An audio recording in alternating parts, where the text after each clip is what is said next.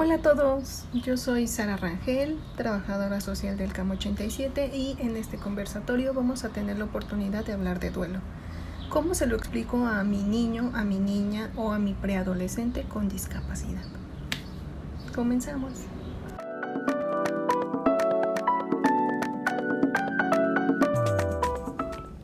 Duelo proviene del latín dolio, que significa dolor o aflicción. El duelo es una reacción natural, emocional y de comportamiento ante la pérdida de una persona, un objeto o un evento significativo que se rompe. Es también un proceso psicológico, físico y social. Tiene una intensidad y duración proporcional a la dimensión del significado de la pérdida, es decir, entre más cercano era a nosotros el objeto, la persona o la situación por la que estamos atravesando el duelo, más difícil será poder superarlo. Por lo tanto, no es un proceso lineal y podemos saltar de una etapa a otra dentro del duelo. Es por ello que decimos que es un proceso único y cada persona tiene un duelo diferente. Nadie va a poder trabajar nuestro duelo más que nosotros mismos. Y en caso de sentir que perdemos el control, debemos de consultar a un especialista. Normalmente, psiquiatría y psicología se complementan para poder dar una mejor intervención. Es así como este trabajo individual nos va a permitir aceptar la realidad, trabajar nuestras emociones, adaptarnos al cambio, recordar al difunto de una manera saludable y seguir viviendo. Pensar en la muerte es un proceso doloroso, pero debemos de entender que la muerte es parte de la vida. Una vez que nacemos, estamos destinados a morir. Ocultar o callar no evita el dolor, al contrario, va a crear confusión en las personas que no estén enteradas sobre la muerte del difunto. En este caso, los niños, niñas y preadolescentes que no se exponen al dolor generan frustración y un duelo patológico. El temor, la inquietud, el dolor debe de ser atendido, escuchado y cuidado. Por lo tanto, los adultos van a ser un modelo de soporte para los niños, aprender de ellos para poder comprender cómo expresar sus emociones y qué significa cada una de ellas, cómo lo están sintiendo, cómo lo están viviendo dentro de su proceso de duelo. Por lo tanto, los recursos para afrontar la realidad van a ser para el adulto su red de apoyo, amigos, pareja, familia con la que puedan contar para poder soportar el dolor que están viviendo y así estos adultos poderle brindar herramientas necesarias a los niños que van a aprender de ellos. El principal problema para abordar el duelo es cómo verbalizamos esta información. No solo entre adulto a adulto, sino entre adulto y niño, niña o preadolescente. Las palabras muerte, muerto, moribundo, enfermedad terminal nos parecen tan crudas y tan duras que procuramos no mencionarlas. Y esto no va a evitar que a los niños, niñas y preadolescentes les evitemos el dolor y el sufrimiento, porque ellos van a comprender que algo falta en su entorno, que algo ha cambiado. Todo su contexto le va a dar esas señales y él va a estar recibiendo esta información y va a ser confuso escuchar frases como nos mira desde las estrellas, porque en el momento en que los niños no vean esa estrella, van a pensar que de plano se les acaba el mundo y la persona que les significaba y acaba de fallecer nunca más va a volver a estar ahí. Lo mismo pasa cuando les decimos se fue, porque cuando un familiar cercano salga y tarde demasiado tiempo, van a pensar que nunca más va a volver y eso va a producir mucho mayor ansiedad en los niños, niñas y preadolescentes. Pensar en la idea de en cuanto menos sepa mejor no solo radica en lo que les he explicado anteriormente, sino también que es importante manejar información clara, concreta y concisa de acuerdo al nivel de desarrollo de cada uno de sus hijos e hijas. Es por ello que lejos de abordar la muerte como un proceso lógico que forma parte de la vida, lo coloca en un lugar más amable que confunde completamente a los niños, niñas y preadolescentes. Pero tranquilos, nos pasa a todos. En la actualidad, nuestra cultura está moldeada para vivir en una felicidad obligatoria, y evitar el dolor y el sufrimiento, lo cual influye en la forma en que nosotros nos expresamos, nos comunicamos y nos relacionamos con las demás personas. Pero lo importante es modificarlo para poder hacer un bien a nosotros mismos y a nuestras familias. Si bien en la antigüedad era normal que se velara al difunto dentro de su habitación y que se permitiera la entrada a familiares y amigos para tener de mano propia la comprobación de que su ser querido había fallecido. Esto permitía ver la muerte como un proceso natural.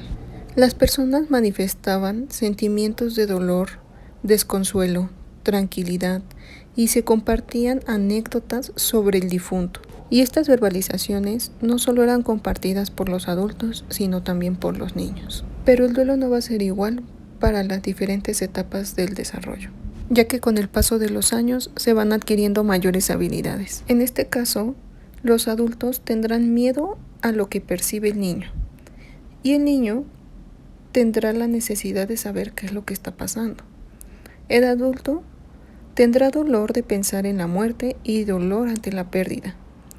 Los niños sí perciben esta angustia de los adultos, y el niño hablará o no hablará del tema porque comprende y ha aprendido a interiorizarlo como malo. Entonces, él va a pensar que es necesario callarlo porque si lo habla va a causar dolor. Y es así como va a preferir no manifestar sus emociones y va a crear un duelo mal trabajado.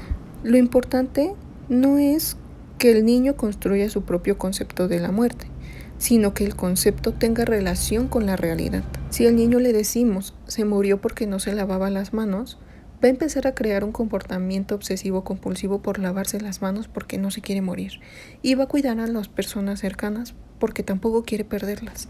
Por lo tanto, debemos de evitar las explicaciones que no mencionen las causas de la muerte, ya que esto genera miedos, cambios de la conducta y en el comportamiento. Debemos tomar en cuenta que no todas las muertes nos van a significar igual. El impacto emocional, de acuerdo a los vínculos cercanos que tengamos con el difunto, el cómo comprendemos la muerte, la creencia que tenemos sobre la misma muerte, el cómo altera nuestra vida cotidiana y todo aquello que se pierde tras la muerte de un ser querido, es el contexto que debemos de trabajar y tomar en cuenta que nuestra red de apoyo nos va a ayudar también a sobrellevar la situación y el dolor que estamos viviendo, así como cumplir las necesidades básicas necesarias de nuestra vida cotidiana. Tras la muerte de un ser querido, normalmente la vida del niño no se ve interrumpida. Él continúa con sus actividades escolares y con sus actividades de la vida cotidiana. Puede que los niños manifiesten emociones o que no manifiesten ninguna reacción emocional, pero la expresión emocional debe asegurarse por los adultos. Es así como los adultos pueden buscar diferentes estrategias para que los niños puedan expresar sus emociones. Algunas de ellas son algunos rituales de acuerdo a su religión. Por ejemplo, podría ser poner un altar, realizarle un dibujo al difunto, escribirle una carta donde pueda expresar sus emociones y los momentos felices que pasaron. La familia puede también apropiarse de un diccionario de emociones. Le van a construir juntos como familia a partir de lo que vayan identificando, qué es la alegría, qué es la tristeza, qué es cómo se siente estar enojado, qué se hace cuando uno está enojado, por qué cuando estoy triste lloro, por qué después de llorar me siento mejor y cuál es la emoción que le prosigue después de sentir esa calma. Como adultos debemos tomar en cuenta que los niños expresan sus emociones con su conducta y no tanto con verbalizaciones de sus sentimientos. Es fundamental que los niños cuenten con una figura adulta que les guíe durante el proceso de duelo, para la expresión de emociones, para la resolución de dudas y sobre todo para brindarles esa seguridad de que no están solos. La información que reciban los niños está mediada por los adultos. Ellos deciden qué les cuentan y qué no. La información que reciba el niño, si no es correcta o veraz, limitará las ideas a ideas erróneas, que posteriormente serán difíciles de corregir o de modificar. Pero el duelo no solamente es la muerte o ausencia de un ser querido. sino también la pérdida de actividades cotidianas. Durante la pandemia, los niños experimentaron la pérdida escolar y la relación que mantenían con sus compañeros al transformarlo de manera virtual y convertir su casa en múltiples espacios donde deben de realizar todas las funciones que realizaban antes en otros contextos. Por ello, es importante mantener hábitos y rutinas, manejar información clara y concreta de acuerdo a su edad para poder brindarles un ambiente más seguro. Por lo tanto, de 0 a 3 años, los niños sienten la ausencia de las personas cercanas a ellas y son sensibles a los estados emocionales de las personas que los cuidan. Aunque no tengan una concepción del concepto de muerte o ausencia, ellos identifican cuando algo les hace falta, cuando algo ha cambiado en su contexto próximo, cuando ya no sienten esos aromas de las personas cercanas a él. La recomendación con este grupo de edad es mantener, en medida de lo posible, la misma rutina y horarios que tenía con la persona cercana a su cuidado. Y poco a poco se irán adaptando a los cambios. En el rango de edad de 3 a 7 años, los niños y niñas aún no pueden comprender el concepto abstracto de la muerte. Cuando la persona que fallece estaba integrada en la familia del niño o en su contexto familiar próximo, es necesario hablar del tema con nuestros y nuestras pequeñas. Si el fallecimiento fue de un amigo lejano, no hay necesidad de llenarlo de angustia. Se recomienda no hablar con metáforas, falsas ideas, porque lo único que hacemos es prolongar la angustia. Podemos enseñarles algunas películas infantiles que le acerquen al tema de la muerte y aprovechar para explicarles el proceso de la vida. A partir de los 7 años, los niños comienzan a percibir y entender la muerte como si fueran un adulto. Para este grupo de edad, es recomendable que le escriban cartas o hagan dibujos a las personas difuntas para que puedan expresar sus emociones y no generarles miedo, ya que los traumas de la infancia suelen acompañarnos hasta la edad adulta. De los 10 a los 13 años hablamos del nivel de desarrollo llamado preadolescencia. Aquí existe un proceso mental más lógico. En esta edad debemos explicarle que la muerte es parte de la vida y es normal que sea un proceso doloroso. A este grupo de edad les servirá ver las emociones de los adultos, ya que el ejemplo del adulto será su guía. Podrán ver cómo las emociones de tristeza son normales y que asimismo pueden seguir con su vida y no estarán sumergidos en ese estado emocional de por vida. Se le pueden describir los pensamientos y sentimientos que viven los adultos para que ellos puedan expresar los suyos. Podemos dejarles colaborar en los ritos funerarios y favorecer la despedida teniendo las mismas posibilidades que los adultos para despedirse de su ser querido. A los preadolescentes se les dificulta expresar sus emociones, por lo que hay que explicarles que los adultos también lloran porque tienen miedo o porque echan de menos a sus seres queridos.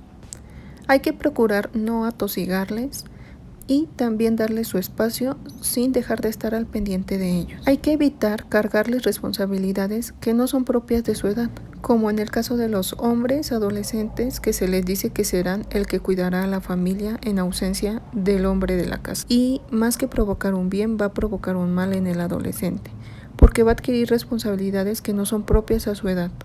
La rebeldía es parte de la expresión de sus emociones y hay que enseñarles a canalizarlas, ya que sus acciones son como una forma de protesta ante lo que no les gusta de la autoridad o del mundo. Y puede que no sea la mejor forma de expresarlo, porque ponen en riesgo a algunas personas o a ellos mismos, como el consumo de drogas o la conducta suicida. La familia en la discapacidad va a tener un trabajo fundamental en esta parte. La familia debe facilitar el crecimiento y favorecer el desarrollo emocional de las personas con discapacidad. Se les deberá explicar cómo ha sucedido la muerte. Si las personas con discapacidad utilizan un sistema de comunicación alternativo, es útil utilizar este mismo sistema para explicarles lo que ha pasado con la muerte. O incluso utilizar algunas noticias, apoyos visuales como es el pictograma, para poder explicarles lo que está pasando en este preciso momento y cómo se va a modificar su vida. Se debe tener especial cuidado en el tipo de información que se les va a brindar, ya que esto va a depender de su nivel de desarrollo, ya sea en la etapa de 0 a 3 años, de 7 a 10 años o en la preadolescencia. Por ello es importante que padres y la familia conozcan cuál es el nivel de desarrollo en el que se encuentran sus pequeños.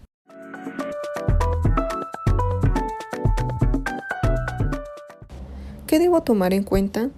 Es prioritario tener en cuenta la edad del niño y su nivel de desarrollo, y saber darle a cada niño lo que necesita. Solamente podemos contestar las preguntas que nos van a hacer sin darle más información adicional a la necesaria o la que no nos están solicitando. Es importante también centrarse en los 4 conceptos básicos. Uno es la irreversibilidad. Todo aquello que se ha muerto no va a volver a vivir. El segundo es la universalidad. Todos los seres vivos mueren en algún momento. El tercero es el cuerpo deja de funcionar. Todas las funciones vitales se apagan cuando morimos. Y la última, hay una causa. Las muertes tienen una explicación y siempre es física. Es importante tomar en cuenta quién, cómo, cuándo y dónde se va a comunicar la noticia de la muerte de un ser querido. Primero, la persona que lo va a comunicar debe de ser cercana al niño, niña o preadolescente.